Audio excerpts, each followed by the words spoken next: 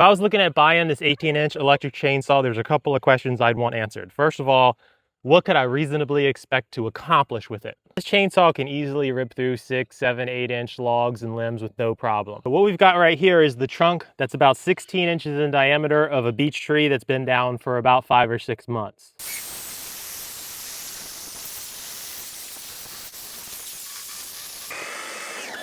The saw has no problem getting through larger tree trunks. I actually have a gas-powered chainsaw from probably the most notorious brand that makes gas-powered chainsaws. I find myself reaching for this little electric chainsaw more often than not just because of the convenience factor. It's able to get through some of these larger logs like this one right here. It's also great for limbing up trees and cutting up smaller limbs.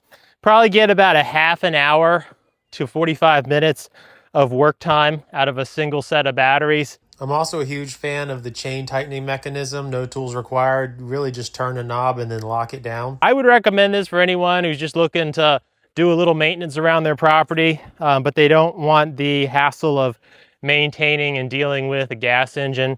Gets the job done, and I'm really happy with it. It does take bar oil. That's really the only thing you got to worry about. I'll have it linked right to this page if you want to check it out and pick one up. Definitely recommend it.